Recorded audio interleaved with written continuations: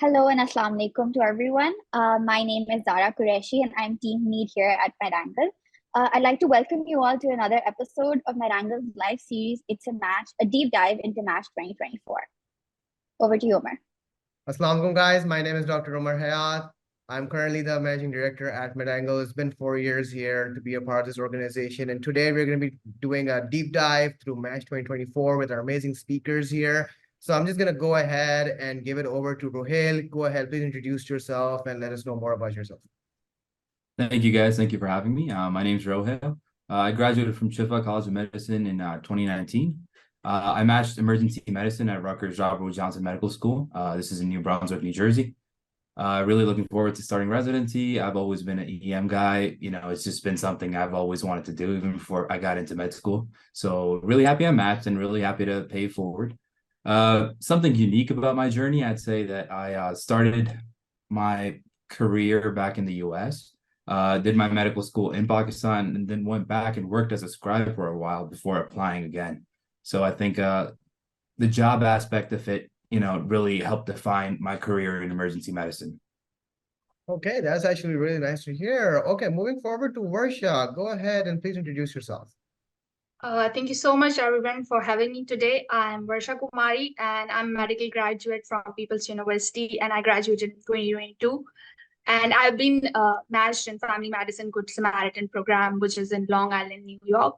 And one thing which is unique about my journey is that someone who didn't, took any step during their medical school or even did not think about going to US and also at the same time wanted to, keep up with the year of graduation. All those students can relate with me because I started my journey after my graduation and I took all the steps in 1 year in a go. I did not take any break. So I think it was one of the major things which made me match because my PD, I remember in one of my interview where I matched, he was mentioning that he really liked about my dedication and that's how, he wanted me to come over there.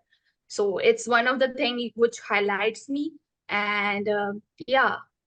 Wow, that's a lightning experience to have to, undergo everything in just 1 year and then make such an important decision and not just one decision, but back-to-back decision. So, all right, that's actually really, really amazing. So, all right, so the topic for today's episode is taking a deep dive through personal statements, the United States clinical experience, and followed by the importance and value for letter recommendations. So, in recent years, when it comes to personal statements, I believe it has truly become one of those very important statements of an application.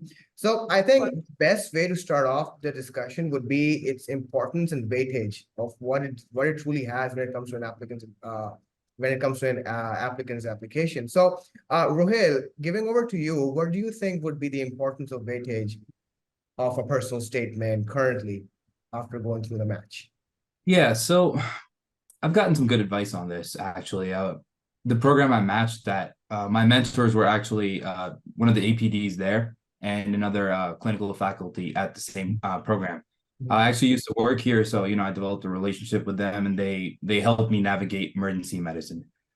They told me that the personal statement can't really completely uplift your application, but it is something that if it's bad, it can break it. So you definitely want to have a personal statement where you can tell your story. It shouldn't be anything but what you want it to be. And as far as the importance and the weightage, it's gonna help you, but it's just a middle hanger there. Like if it's bad, it can hurt you, and if it's good, it's not like it's gonna be the defining factor for you matching there. Right. Right. Okay. All right. Versha, in your opinion, is that like the same experience you have had with, making your personal statements and defining its importance in your application? So for me, which I have experienced, I think every small detail is like from the very beginning, everything matters. So as personal statement, like you need to be top on everything. You cannot just compromise anything. So as personal statement is also, I think it's because it defines you. If any PD want to give you interview, so they will go through that because that's something they will know about personally you. So I think it's one of the important thing. I remember I started working on my personal statement from June, so it took me like 3 to 4 months to write it. Wow, wow. So speaking about things that can actually break your application, in your opinion, what would be some of the components that matter the most when it comes to a personal statement, a good personal statement? I think for me, because I went to a semester exchange program, so I wrote a personal statement on that time. For Pakistani student, we don't know much about personal statement, how to write it, and it should be something which defines your struggle, and how you become a more stronger person out of that. So I focus mainly on that, like what were my where I was lacking, and how I managed to overcome those things. Right. Okay. Rohel, what about you? Yeah, so in terms of making or breaking, I think being honest is number one. You don't want to come off as, a very scripted, a very basic chat GPT personal statement, right? You don't want any AI involved. You don't want any, anything that shows that it's not you. Whatever your story, whatever got you here, whatever got you into the field that you're applying, I think it should be very specific to, for example, I was applying EM. So I needed to show them that I want to do this, right? It's not just I'm not applying because there was 500 spots last year. I'm applying because 9 years ago I got into med school and it was because I wanted to do emergency medicine, right? So getting that point across and being true to yourself. I talked about my personal story. I talked about my life experiences and basically related those to how they shaped me to the person I am, right? So I brought up qualities that an EM doc should have. So that's kind of how I framed it. In terms of, like I mentioned earlier, you don't want anything, AI on it. You don't want anything that can come back to say that this isn't really you. You don't want to lie on your personal statement, right? So I think that's something that can break it. And PDs can pick it up. I feel like that's what they told me was the personal statement is the first thing they read when they're going through applications, right? Mhm. So if they're reading thousands and thousands every year, they can pick up on it. Right. Okay. All right. So I think speaking about a good personal statement, Zara, do you want to take over and then lead our conversation to it? So, I mean, good personal statement is a very subjective thing, right? So, we might have a different definition over here, but I'd love to hear based on your experience during this match cycle, what would be some do's and don'ts while crafting your personal statement that would make it, let's say, a good or an excellent one? Over to you, Dr. Versha. So for that question, I would say that if a program, your personal statement should be about you. You should be honest what you are actually, and if a program doesn't want that, so it's not a fit for you. So I think personal statement should be you should be honest, and of course you want it to look like a story. So if someone is reading, they feel like they don't get bored, just oh, I did this and that. So it shouldn't be like that, because already we have a whole process where we can mention our accomplishment and what we did and our volunteer experiences.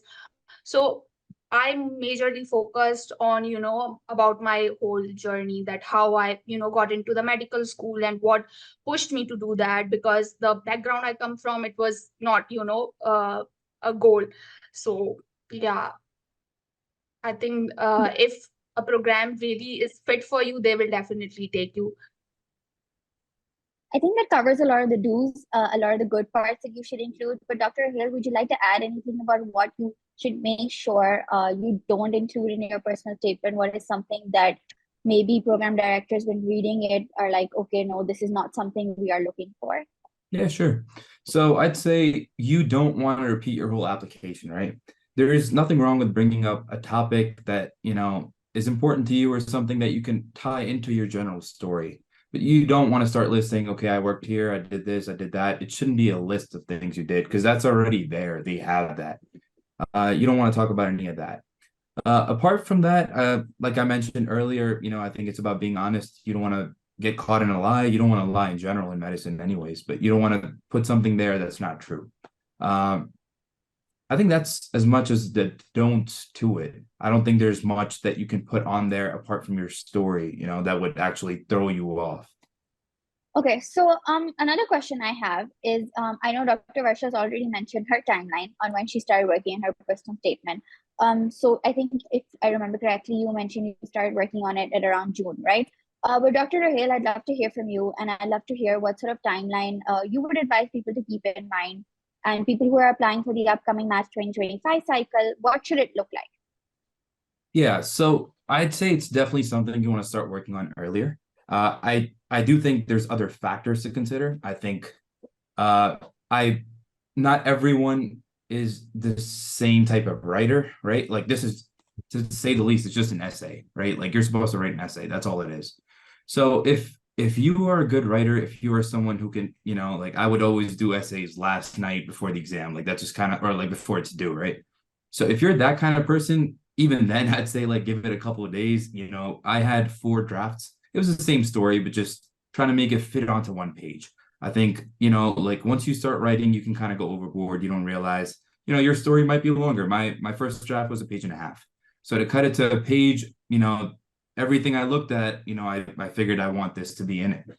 So just trying to work that out, trying to work out what's really important to keep in while maintaining that flow and while maintaining, that energy that, you want someone to read and be excited. You want someone to read and realize like, this is a good story. This is someone we would like at our program. So I think that could take, a solid, if you really want to cut it down, I'd say like you want to give it at least 4 or 5 drafts where you sit down and you edit it out. And keep in mind, you want someone to read it. You just don't want it to be you. So you want to reach out to your mentors. You want to reach out to people, that are good at English, that are good at, reading essays, reading things. They can pick up on things. Sometimes we don't realize. You'll do your spell check and you'll still miss something, So you want to have enough time to make sure it's proofread. You don't want any mistakes. Especially not any grammar mistakes. And you want your story to be free-flowing. So sometimes when you read it, you might think it's free-flowing, but somebody else reads it and it just doesn't make sense to them. So you want a few drafts and you want to leave some time for your mentors to review. I think I want to ask, expanding a bit more about, you talking about how you had to cut it down from a page and a half to a page, right? How do you know what to prioritize and what not to? Because, technically that's your whole story, right? And how do you know what is important, what is important to the program you're applying to, what is important in terms of your application, and what to prioritize in that sort of situation? Yeah, very good question, actually, because this is something I struggled with. So I reached out to my mentors and I basically asked them to, find stuff that they wanted to cut out. And I think it just comes down to what's being repetitive or what's unnecessary in terms of trying to get a point across. So in my personal statement, I mentioned, I play basketball. So I mentioned something about basketball, but instead of just throwing it in a sentence, it ended up being like 3 sentences, right? So I think I have it open. I mean, I don't mind sending it to you guys, but it was just something about, instead of me narrating the whole basketball situation, I just made it into a part of a sentence, right? Instead of making it a whole story about it. So things that might not be as important, but still important to you, important enough that you want it in there. I think just navigating how to cut that down. And I think you might not be able to identify that. I think, once you have somebody else read it, they'll pick up on it. Like, why are you talking about this for like 3 lines? It might just seem very normal to you. It might be something you do all the time, but you want to cut that out based on the feedback you're getting. I want to add something on this because some people, they can be very good writer, but few people there are like me who, it's really hard to write about yourself. Sometimes it can give. So I want to all the applicants who are going to, apply for next match, just, start earlier, because you can't leave this for the last moment. Sometimes you feel like you will be doing great, but it can be really hard to write about yourself and, in a very good way. So the other person who is reading it, love every single word about it. I think that's very lovely. And, that's a really nice takeaway from, starting your journey about your personal statement. And I think Dr. Versha's personal statement she seems very passionate about it, and I would really love to read it. And I'm sure our audience would as well. But it brings up a really important point about, having someone proofread it, having someone, looking to someone for advice. It might not be even someone in the medical community, but just someone who knows you well enough to understand that, okay, this is something of relevance and this is something of not. Someone would want to know this about you and someone wouldn't, because it's our story. We don't know what we should and shouldn't talk about, and that's always a difficult decision to make. Over to you, Umar.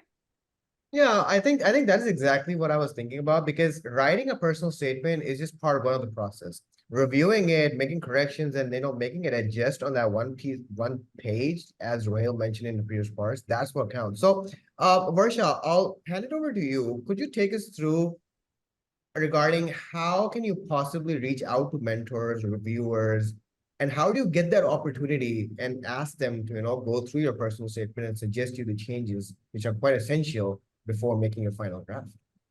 So what I did when I was doing my rotations, I started my rotations in July, and whoever I was doing under my attending, I asked them that if they can give it a review and tell me how they feel. And also, I want to add on that everyone is busy. They will just you send them and they won't send you back in a day. It can take weeks, and everyone is busy. So you have to understand that also. You can't just made mind that, oh, if I'm doing it in September and sending your seniors to review it, it can take time. So I reached out all over. Like I knew few residents who just met into the programs I were doing rotations. I asked them, and I also asked my brother, who is not like a doctor, but I think he's a great mentor to me. So I also asked my brother. So you can ask anyone whom you feel like they can give you a perfect review. Rohil, what about you? How was the process for you?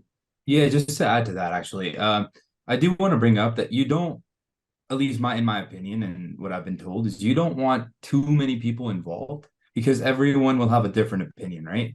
So some might like it, some might not, but you want to stay true to what's important to you. So you do want to have someone in the medical field, someone who's preferably an attending or if not a resident, right? You want someone like that to review it, and then you want someone who's not in medicine to review it. But you don't want, at the end of the day, you don't want like 10 people going over your personal statement because there's going to be 10 different opinions. You want 2, 3 people who will give you honest advice. And if it's bad, they'll tell you it's bad. If it's something you need to work on, they'll give you constructive criticism and not just critique it. So I think that's very important. And sorry, what was your question initially about the timeline? Would you Yeah, so reaching out to mentors and actually asking people to review, how do you find those people? Okay, yeah. So again, like Versha mentioned, it's about the connections you made, right? So she reached out to people that she knew. I did the same. So when I rotated during my final year in the ED, those are the same people I worked with later on. So I had a relationship with them. I reached out to them, asked them to review my personal statement. But also there's tons of people on Twitter. Honestly, I did it for a few people. It's just you can always find somebody. There's people willing to help. There's people all around. So I think it's just about looking. It's about trying to find people in your field, trying to find people that have a similar story, trying to find people that you can relate to and that can relate to you. And it's doable. It's, I'm sure everyone's trying to find a rotation to do. So wherever you're at, build those connections, I'd say, and try to find people that will mentor you.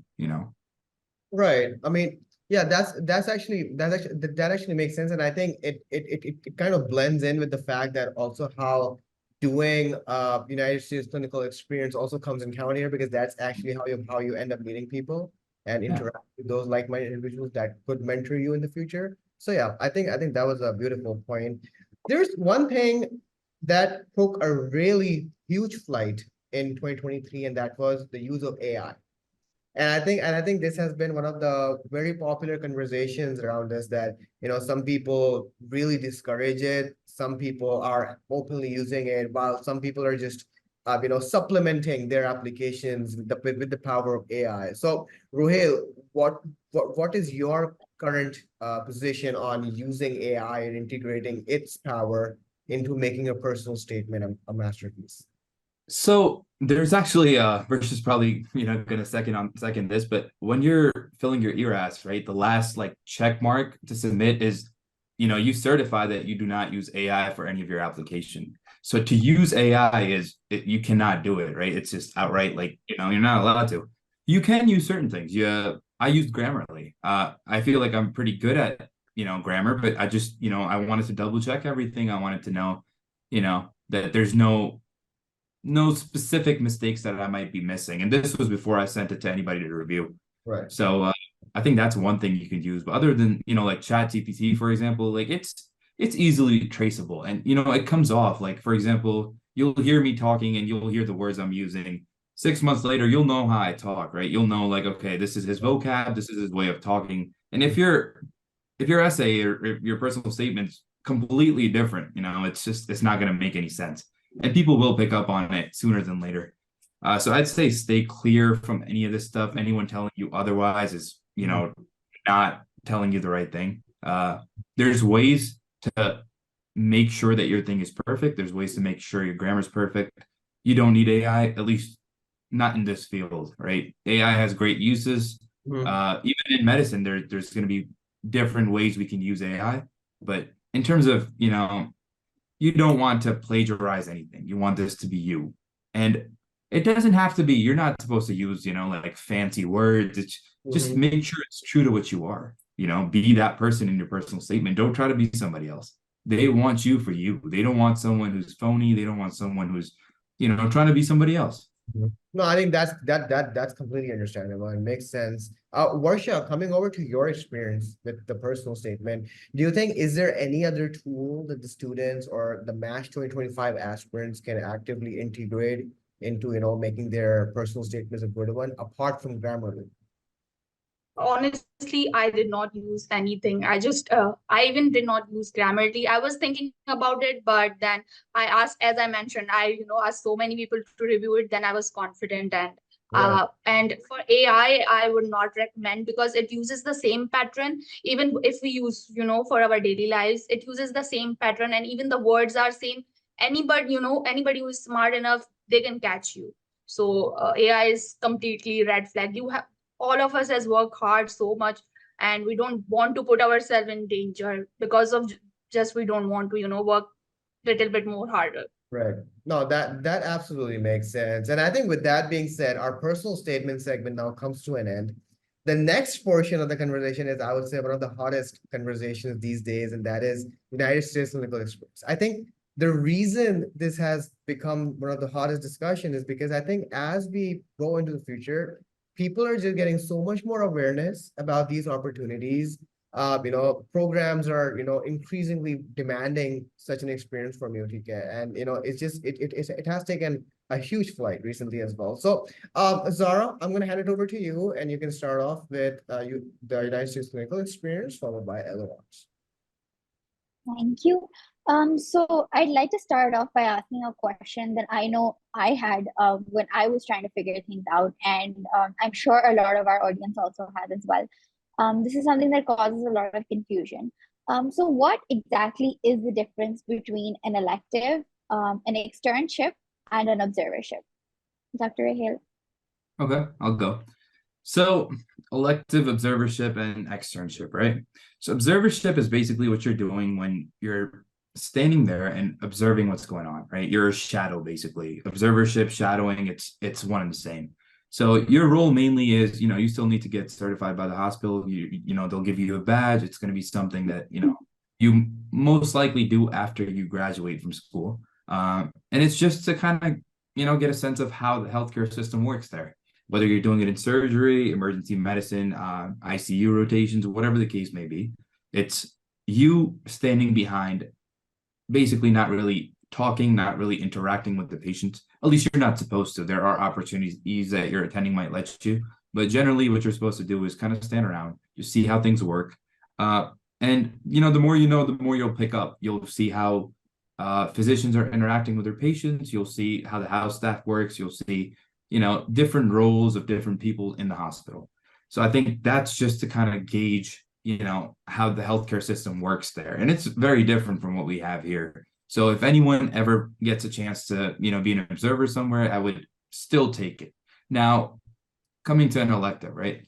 Elective, is something that you do while you're still in school. So we have electives here where, your hospital might, you're off for summer or you're off for winter, and your hospital might tell you, okay, you can go do an elective somewhere. So if you're a SHIFA student, you might go to Fuji Foundation, or you might go to CMS or something, right? And you'll do like a month there. This is more hands-on. This is where you're with an attending, or you're with like a resident, and you get to do stuff. You're a student, in the US, what happens is you do need insurance, right? If you want to be an elective, if you were on an elective, your hospital or, some other party has to sponsor your insurance where you can touch patients, you can interact with them, be a part of a healthcare team. There's different ways to navigate this. There's VSLO. I don't know if a lot of schools have it. I know Shifa had it. So there's ways to find those electives. We'll get into finding electives later, but this is kind of like, how the elective aspect works. And then the externship, lastly, is mainly after you graduate. It's weighted a little higher than an observership just because you do get to interact with patients. There aren't really a lot of externships available. People find ways around it, but there's always liability insurances. And I've seen people, be shady with this. So if you can't really find an externship, I'd say an observership is the way to go after you graduate. But if there is an opportunity, externship is the difference between an externship and observership is basically the fact that you get to be a little hands-on with the patients. I think that really helps clarify. Dr. Versha, would you like to add anything? I did 3 months of observership. So as Rohil mentioned that, if it's observership, it's fine. You don't need to, go for something which you are not allowed to do. Even if you are allowed to, you shouldn't ask your physician to write letter because it would put you. So observerships, I did 3 months of observership and it worked out for me. So I think that helps move on to my next question, which is what are the pros and cons between an elective versus an observership or an externship, let's say, and how do these things directly impact your chances of matching and the quality of your LOR that you do receive at the end of this rotation? Yes, definitely. If you get a chance to do elective, you should definitely go for it because electives are hands-on and you are doing it during your med school. So it has more impact. And when you ask your physician attending to write a letter they can write, as an example that you had patient interactions, and LORs are good with examples, and without examples, I don't think, you can write a good LOR. So if it's elective, you will probably more have something, your attending have more things to write about you. So because I had 3 months of elective when I went to third for my exchange program, I did 3 months of elective, and I think it had helped me because it was a clinic rotation, but also I was interacting with patients and my attending wrote it on my letters. So yeah, always electives over anything. And Dr. Rahil, would you like to add anything? Yeah, so again, sorry if you could repeat. I feel like of course, no worries. Yeah. So I think something a lot of people ask is, what are the pros and cons of doing, let's say, an elective versus an externship or an observership, right? Because I know a question a lot of people have is, how do you show an observership and how do you let it translate into your application? Because it's a not very hands-on experience. And how do you actually bring it up in interviews? Because what are you supposed to say? Like, are you just supposed to stand there and say that, oh, I was just standing around and watching all of this happen? How does that reflect on you, your capabilities, and your application as a whole? Yeah, great question. I think electives are definitely the way to go. With most electives, at least when I was back in school, I remember I couldn't do one because, well, I did one towards the end of my year, but I couldn't do one during fourth year or mid-final year because you needed step one, right? So a lot of electives ask for that step one. So if you are someone who knows, okay, I do want to work in the US, I want to move there, I want to do residency in a specific field, you want to give your step one first. Once you're done with step one, you're able to apply for these electives. So what happens in an elective, I'll speak for emergency medicine specifically, right? You need a SLO to apply for emergency. A SLO is a standardized letter of evaluation. So for most fields, they need a narrative LOR, a letter that says, for example, oh, Rahil was a great student, I had a great interaction with this patient. I saw him do this and that, that's a narrative LOR. A SLO is something where you are compared to your peers. So you can't just talk about, oh, Rahil was great. You'll talk about, was he as good as his peers? Was he better than his peers? Or was he below his peers? So there's a direct comparison in a SLO. So emergency has been SLO driven for a while, and it is consistently ranked the #1 factor by program directors as to who they will rank. So if you want to go into emergency medicine, you want to get a SLO. My SLO was from Pakistan, right? So in Shifa, we have Dr. Abdul Salam. He's one of the greatest emergency medicine people here. He started the field here. So I had a slow from Pakistan.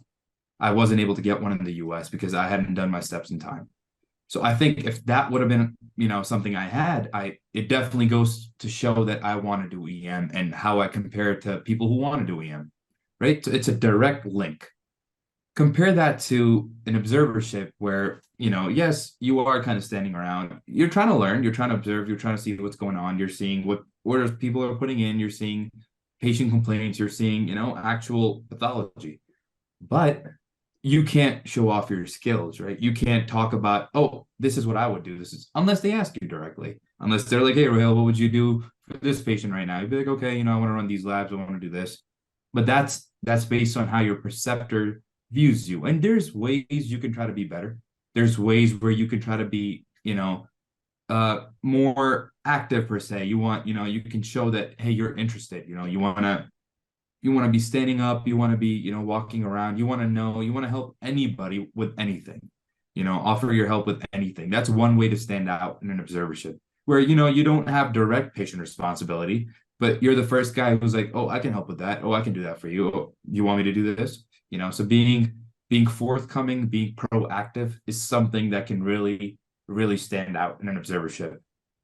I think that's basically the only way to go about it, because they can't comment on your skills, right? In your LOR, they can't talk about, oh, he had, great suturing skills, or, they can't mention that stuff unless they do. And it's, it's fine. But at the end of the day, the basic gist is that you're hands off.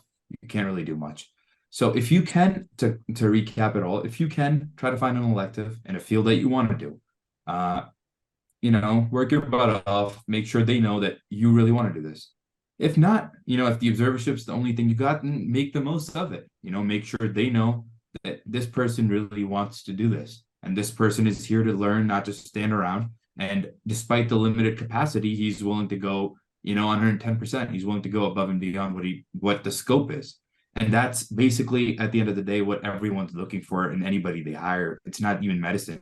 You anywhere you go, if you have a business, you want someone who's going to give it, 110% every time. So for observership, what I did, and I believe that everyone can do it, you are with the whole team. What you can do, if you see any, interesting case, you can ask your preceptor that, oh, I'm really interested. If you want me, I can help you guys write the case. That's how you can show that you are really interested in the, field. And also if during rounds, you can show your teamworks, because in US, nobody wants someone who is, want to cut anyone and come above. So you show your teamwork that, you are very easygoing and you can work with the team if you have the interns around you. And most of the time, before rounds and we are discussing any case, they will ask you, your preceptor will ask you question. You can answer them, and you can go prepare, and you can go early and see the cases early, what's going on and what are the cases, and you can answer. And another thing I would say that if there is anything, any drug you guys are discussing during the round, you can mention that, if you guys allow me, I can do a presentation on that. These things we can do, we are allowed to do. So these are the things, which will help you to, get a good letter of recommendation. I think that really does point towards, how being a team player is something that's very important. And whether you do an elective or an observership or even an externship, that is a skill you need across the board. And that is something that's very important. And if you show that you can work in a team, if you show that you are adaptable, I think that will somehow, some way show in your LOR. But coming back to what you were saying, Dr. Rahel, about how step one is now becoming more and more of a requirement for most places to do an elective. And, I think OET is also becoming a requirement. What do you have to say about that? A lot of kids are still hesitant about giving their step during their medical school journey. There's a lot of confusion sometimes. So how would you like to expand on that a bit? What I'd want to say is I wish I'd done it earlier, to just start off. Anyone contemplating the idea of, oh, not now when I graduate, please do it now. It's honestly, what you learn from step one is it's way past your score. It's not your score. There's deficiencies in every healthcare system and every education system, right? But I feel like in Pakistan, we can do better, right? In terms of what we're learning, how we're learning. And it's not necessarily what, I think it's more so the how. We worry too much about trying to score better, trying to, make sure we know every fact. But step one teaches you that it's just about dedication, consistency, and like going on and on and on and making sure that you're, spot on. And questions that are in like UWorld, they don't, it's not just a what is the answer to this? It gets you thinking. So that thinking aspect is really going to help you, not just in your school, just in life. You will start to analyze things very differently. Not to say life-changing is a big word, but after giving this test, you do feel like, hey, like I can do stuff, I can think. So anyone contemplating, I would say, give your step one. I do understand that there's other implications. There's financial implications. There's implications about, if I do it now, I'm not doing too good in school.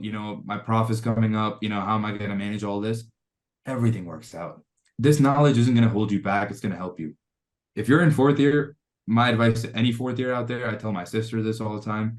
You're in fourth year, start studying from step one. It's only going to help you. It's only going to help you. And at the end of the day, once you're done with your step one, trust me, you'll know your pathology, you'll know your pharm, you'll know your micro, you'll know everything. So doesn't matter what well, now it's pass fail, but whatever your score might have been, it's still about trying to figure out a way to learn better. Once you're done with step one, it's going to open multiple doors for you. Waiting till after you graduate it's possible. I did it, but do I wish, back in the day I would have given step one? Yeah. I would have had a slow from a US place that I could have applied to. So it opens more opportunities. And if not, if you can't, it's fine. There's other ways to do it, but it's definitely better to give it at fourth year or earlier on in your med school career. I think that really helps explain that beautifully. Thank you, Dr. Rahil. So moving on to my next question, and I think this sort of ties into what we were just talking about as well. So for people who have already graduated, what are some of the factors that they should consider when they're actively looking for an observership? I know some observerships require to pay a certain amount, some don't. And if you find both, what are the pros and cons? What do you have to look for when you're looking for an observership?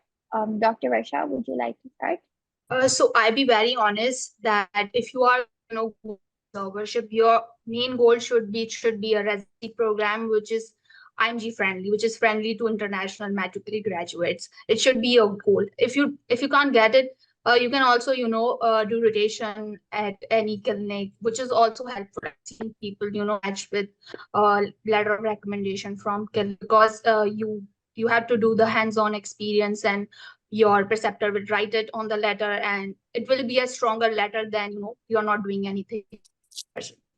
It comes along, you can't just wait. Sometimes it works for some person, sometimes it doesn't. I did observerships. 3 of my were observership, and for me, I applied in IM and FM both. So I had the clinical rotation from my third year, and then I applied IM. I applied in cardiology. So you should be, if someone wants to do IM, then they should mainly apply on these subspecialties, because right now what I have seen that getting a rotation in IM itself, it's being harder for IMGs. So these two things, I think everyone should, focus on. Dr. Rahil, would you like to add anything? Yeah, I'd just say that I think it's important to try, like she mentioned, it's important to try to find a place that, has a residency program. I think that would be very beneficial, not even in the terms of you applying and matching there, just in the sense of having more people. Attendings usually get busy, and, if there are residents there, you are able to make your own connections with them and, eventually help them and be a part of the team, like she, mentioned earlier. So I think that's another thing. But like your question earlier about paid versus unpaid, this is my opinion. I'll stand on it. I'll argue it, but it's an opinion. I think a lot of these paid, rotations that they offer aren't really for the rotation. I feel like I actually know people who have had literally the same letter, and this is them hearing back from programs. It's not just, them hearing back, it's the same letter. It's just you have a different name to it. So I feel like a lot of these places, that kind of defeats the purpose of you doing something, right? They fool you into thinking that, oh, this is because, oh, you did a rotation, we'll give you a letter, and you're like, oh, great, I got a letter, I did a rotation, you paid them like $3,000 at the end of the day, and then your letter is nothing. So it's, even though you might have worked really hard, you might have done all the extra 110% everything, right? But it just doesn't go to show who you really are. The struggle is there, and if that's your only option, I guess it's better than nothing, right? It can hurt you at times, but that's a risk you have to take. But finding somewhere where, maybe the hospital is just doing it, but these, the hospital's asking for money. That's different compared to a company saying, hey, we're going to set this up for you. So I definitely say do your own research, and this is insane research. I'm sure there's, schools have different links to where you should apply and where your seniors have potentially gone for observerships or electives. I'd say, just do your research, like put in the effort. You put in the effort for your steps, you put in the effort for everything else, put in the effort to try to find a good elective, a good place where you can go. I want to really mention that when I was in state, I realized that every hospital, most of the hospitals have one person which really, can sponsor you. And a lot of Pakistani physicians, they want to help you. You just have to do your homework. You have to find it that who this person is, and you can all email them and add them on LinkedIn or Twitter and reach out to them. There are a lot of physicians who want to help. It's just we don't know yet. I think that really goes to show that social media is such a powerful, avenue in today's world. And, if utilized properly, like Dr. Versha brought up Twitter, I'm pretty sure Match Week has been very wholesome for everybody on Twitter. But, it's a great place for you to reach out to people. It's a great place for you to find more opportunities for yourself, opportunities that you might not have had if you weren't in that space.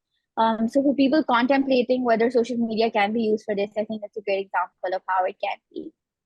Because that's how you will find out who is most to contribute in the community, and you will find out that who is that person you can reach out, because everyone is not very helpful. You can't just you can email 100% and person will reply you, so you have to find that person.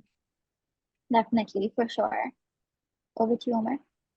All right, I think we are 40 minutes in the session. I hope our viewers are learning. I think this information has been truly amazing, because we just got to know like two specific perspectives, and then so many different opinions on those things that we are trying to get information on through social media, and then we always get bombarded with like weird stuff. So I think by now all of us must be getting a lot of info, and that's kind of amazing.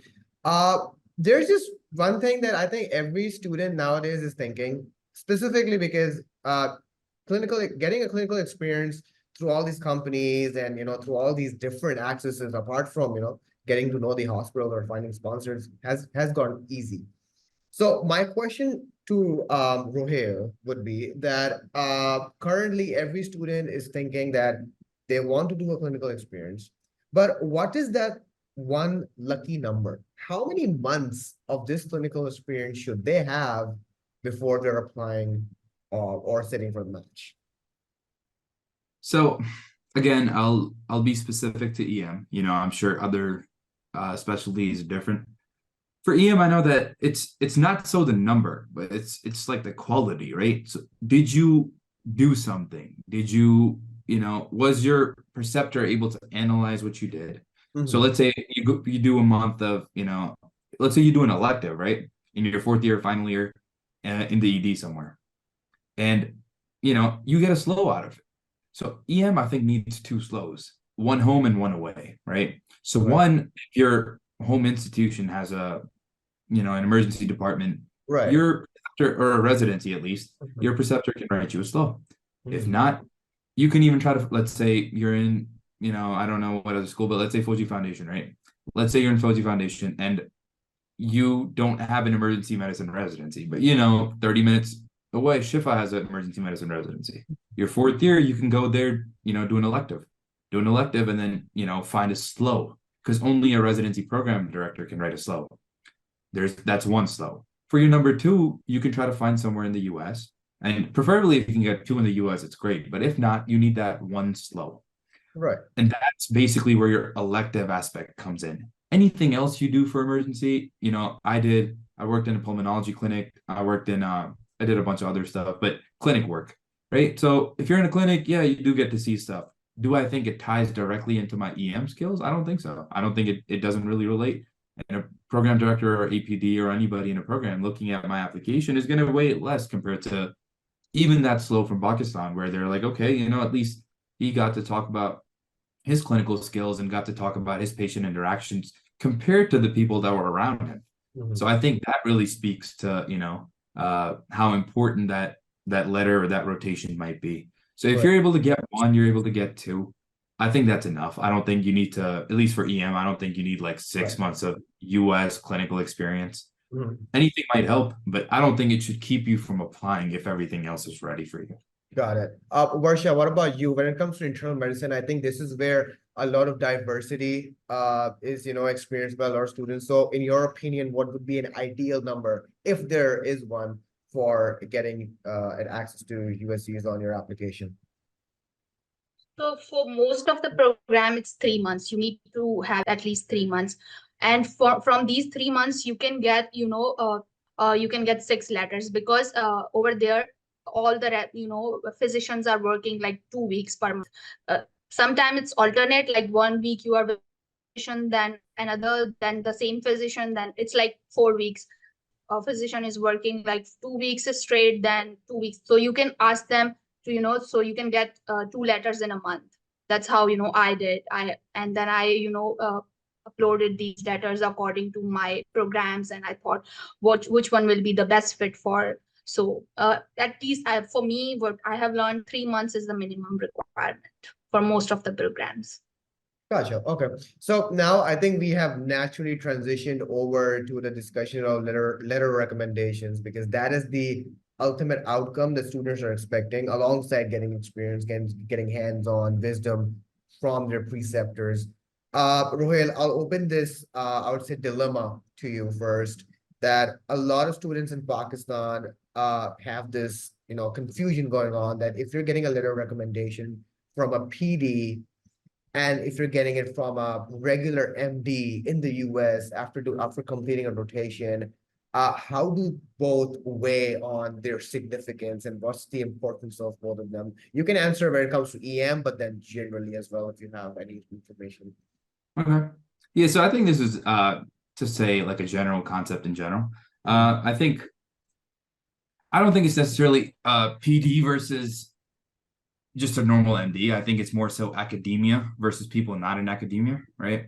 So anyone involved in teaching, whether it be medical students or residents, you know, there's a different, not to say club, but there's a different, like, you know, people know each other. People know each other in academia. People know each other outside too, but in academia, so a letter from a university or a letter from anyone in academia, not to say will weigh more, because that more so depends on what's actually in the letter and how good the letter is.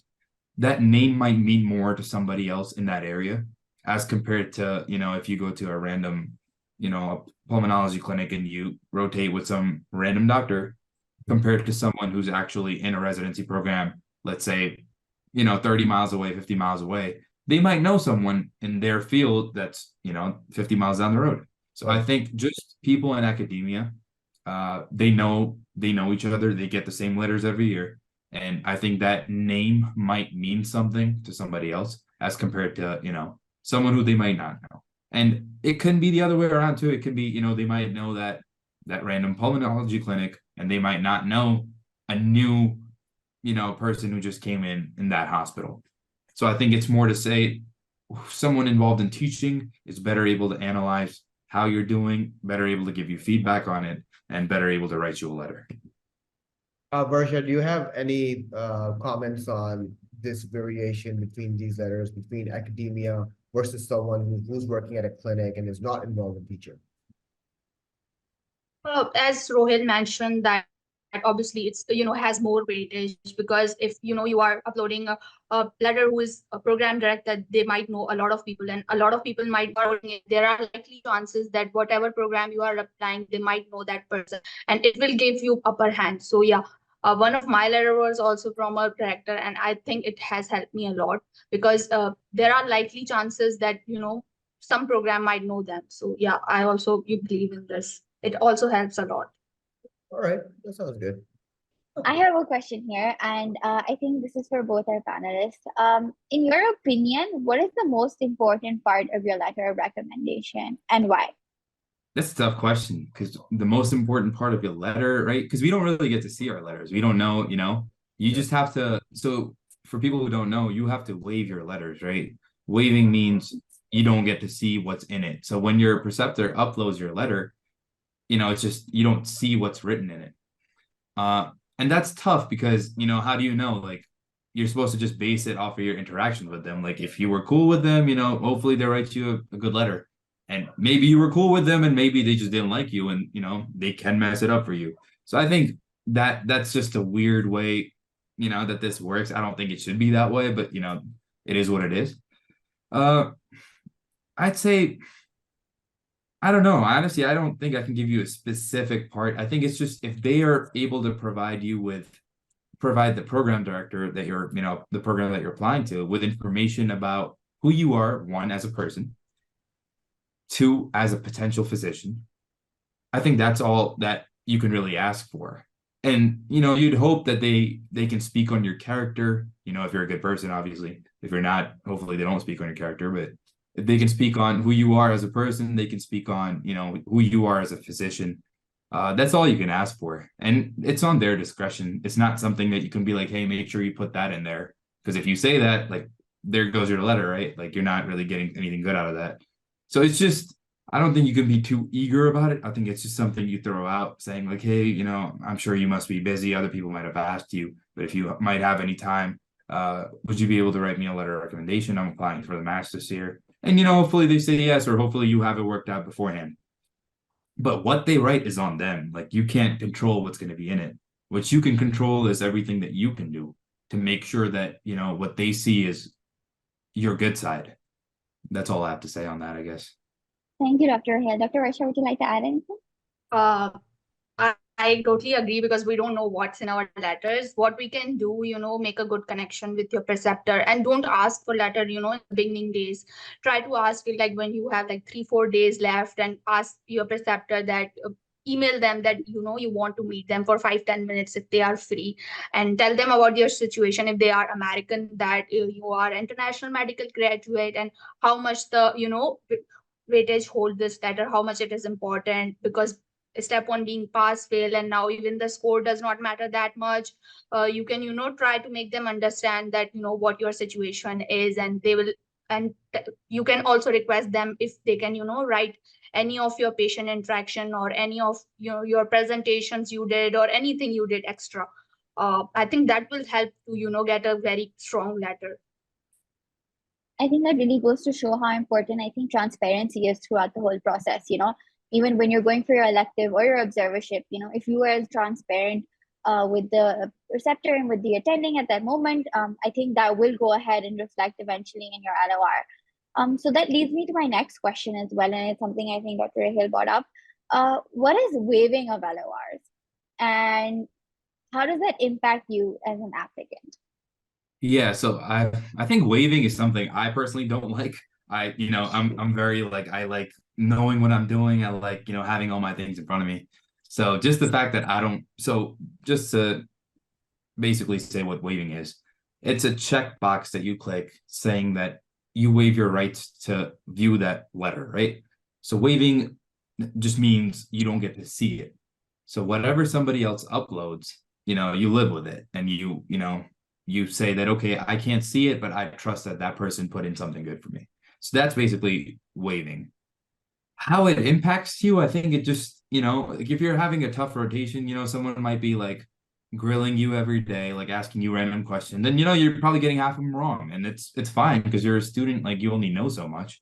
And, you can't be the best at every field or every question. And let's say you're having like a tough rotation and it's, you're working 6 days a week and it's, it's tough. Who knows if they appreciated that or they just thought you were like dumb, right? Like how do you know? You don't. And that's the scary part of waiving your LOR where you don't know how it went. Maybe they thought, hey, this guy's at work every day. He's, he's putting in the effort. He might not know the question, but maybe he goes home, he studies it. Next day he knows, maybe they see that side of you. Or maybe they're not that kind of person, and they see someone who just doesn't know stuff, and they're like, dude, this guy doesn't know anything. And maybe that's what that's what your letter is. So you don't know. And I think that's just a scary part to it. It's something we can't do anything about. So I guess that's just, you kind of have to like gulp it down, like live with it. And the best you can do is, again, like not worry about it. Like just do what you have to do. Put in your best effort, put your best foot forward every day, have that smile on your face, be a good person, be a good team player, do everything you can do, and then hope for the best. There's nothing really that can change that. And most people will see it, right? Most people will appreciate the effort. Most people will, like that about you, and hopefully put that in your letter. So waiving, it shouldn't affect you. I think it's just one of those things that's beyond your control, and what is in your control is how you are during your elective. And I mean, if you give it your best, that's all you could really do, right? The whole process is such a gamble as is, and I think this is also one part of it. But Dr. Versha, would you like to add anything to that? Yeah, everyone should, upload wave letter. Unwave letter are completely no, you shouldn't be doing it. It's risky, but you have to take the risk. And also, follow your sixth sense. If, someone is, your preceptor is good with, you can understand, how the letter gonna be. So you have to use your sixth sense and upload the letter according to that. I think it also goes to tie in about how you just sometimes have to trust the process. Sometimes you have to let things go, and I think that's a huge important factor. But coming back to building relationships with people that you do electives with, this is something that I think applies to your career in medicine or your career anywhere. Frankly speaking, how can you work on developing a relationship with the preceptor or with the attending that you're doing an elective with? And when it comes to writing your LOR, let's say it's a year down the line, how do you make sure that they are very easily comfortable with willing to like write it for you and also vouch for what they've written? So how people would talk about how they had preceptors that were willing to pick up the phone and put in a good recommendation for them when the time came around. How do you sort of build that? Because I mean, getting to the elective is one point, but this is also the post-elective part is also a huge part of it. Dr. Versha, would you like to comment on that? Yes. So there is this one thing which I've realized, that here in Pakistan, most of the students, we haven't been taught, the communication, how to, be in touch with person if you ever, so student lag there. If you are, updating your preceptor, oh, that I'm doing my other rotation, I'm here, and, keep them updated. Even right now, I'm, in touch with all of my preceptors, and that's how you have to work it out. You have to be in touch with them, keep updating them, keep telling them what you are doing, and this is the month you are going to apply, and this is the match month. Because most of the people know, but a lot of there can be people who not in the very touching process, so you have to be in touch with them. We here in Pakistan, we don't have that concept. We lack here, so we have to be good at this. And I think that's how you can get the letter. And it's not just about letters, it's about how you build connections, and that they are going to help you. That's the main connection everybody keep telling you. So I think your communication should be the first thing which will help you. Dr. Rahil, would you like to add anything? Yeah, just to piggyback off that communication thing. I think, again, with anything, right? Like how do you make friends in school? Like, you might just hit it off with someone, right? You're talking to someone, you're like, oh, okay, I like their energy. And, you have similar interests, and you start talking. And with other people, you might not, right? You might not connect, and you just might not, but at the end of the day, being civil and being right, like that's still important. So you're not going to find a connection with everybody. You'll meet people, and, you'll talk to them, and some people are going to be like, hey, you're my guy. Like, that's what's up.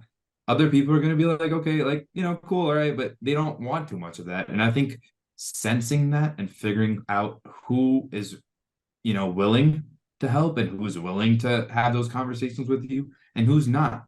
So I think that's important. And I think identifying that is important. And once you do, it should organically flow, right? It should be about your personality and their personality, and, finding ways to build a relationship. And then communication is key, right? I think it's not something you can force, but something you can definitely work towards. obviously, if you aren't getting along with your preceptor at all, it will become increasingly difficult for you to ask for an LOR, ask for them to vouch for you later on down the road. But like I think Varsha said as well, staying in touch with them, just sort of reaching out to them from time to time, reaching out for advice, taking them into the confidence as a mentor, I think that goes a long way as well. And so when the time comes, they actually can say, okay, yes, we've been a part of their journey beyond what they just did. If you rotated with them for a month, beyond that. And I think that's a really important takeaway from this. Varsha, I would like to ask one distinct question depending upon your experience, because I think you're someone who went for 3 months rotations and then you were in an outpatient setting, right? So after being someone who has successfully mashed, you must have had amazing LORs. There's this thought floating around all the IMGs these days, of course, because there have been a rise of new opportunities. When it comes to issuing a letter of recommendation from an inpatient setting versus an outpatient setting, how would you want to address this dilemma? Do they carry the same importance, or is there like one of them being more significant than the other one? So for both, I think it has pros and cons, because if you are doing inpatient and if you are graduate, it's most likely going to be observership. So Right. you can't, really do anything. And if you are doing at a clinic, you will be allowed to do a lot of things, and it reflected on your letter of recommendation. So it comes with pros and cons. If you are, able to find any hospital-based patient at a residency program, that's always should be your first priority. If you are not able to, clinic also, it will also work, because I have seen people who have matched clinic. You cannot just, say that this thing is right and this is wrong. Something can work out for you and something cannot. So everything has their own pros and cons. I was very fortunate. I got the university-based rotations, and there are a lot of people who did not get it, but they were able to, match better programs than me. So this is the example I can give. It does not matter. It matters the content, what is written about you. Content should be the priority, how you performed and how good your relationship is with your preceptor. Because if you have built really good connection, they will definitely write you a very strong letter of recommendation. So that's how I think about this. Rohail, in your experience when it comes to emergency medicine, has this been an occurrence in your current math season that at an inpatient LOR that you must have garnered or an outpatient LOR made a difference? Honestly, that's not something I can really speak much to. I think that's more the PD, right? Whoever saw it. Right. No one talked to me about my LORs, right? Throughout my interviews, my application or my interviews were centered more on my story, right? My experiences, what I did. And that might just show that, okay, my experiences were probably more worthy to talk about, but it was more so about my story, why I wanted to do this, why I'm applying EM, and everything else that I've done so far. I think the LORs did their job, right? It was the check mark there. They read it. I hope there was nothing bad in it. I'm guessing there wasn't, right? That's probably why they matched me. But I don't think necessarily to answer your question, I don't think there's something specific that I can really say. I see. I think this is just one of those dilemma conversations again, because once again, there have been so many different sort of opportunities now. I think or applying via organizations is one of them, and then there's like / companies trying to rope students in. So at this point, I just want to ask, I would say one of the last questions from me tonight. That is that, Rohail, do you really think that cold emailing programs and faculty members after researching about them benefits people to finding those good opportunities? Oh, let me ask you this, right? You're sitting at home, you start getting random emails from people like, can I do this? Can I do this? Can I do this? How do you feel? I wouldn't like that. Okay, I don't think I would either, right? To be honest, okay, sometimes you're in that, like right now, yeah, I matched, and I'm like trying to find ways to help people, especially in EM, because I do want more Pakistani people in emergency medicine. That's kind of my goal now. I can feel the passion, since Oh, dude, I am all for it. Like, you'll see it someday. Like, it's this has been my life for a while now, and I can't wait to give back. But let's say I'm at home or I'm at a dinner with my family, right? And some dude I'm helping or some girl I'm helping calls me like, hey, listen, I want to do this. And I'll be like, okay, I'm at a dinner. Next person calls me. Okay, sorry, I'm out. I'll call later. You don't want to be annoyed with this. You want to help people, but you don't want people to, mess up your normal routine. You can give an hour a day. You can give 2 hours in a day. If you have more time, you can give that time.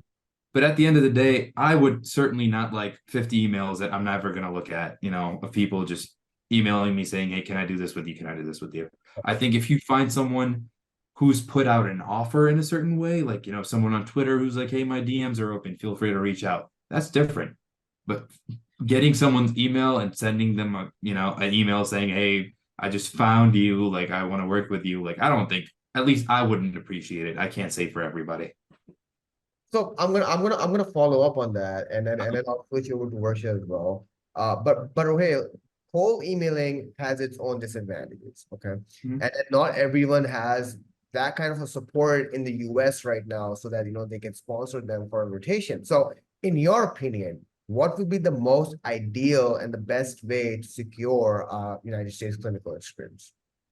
So it's different if you're a student, if you're a graduate, right? So if you're a student, I definitely give your step one in your, the English test OET, right? And then try to find something on VSLO if you have it. If not, look up programs, right? Look up different hospitals.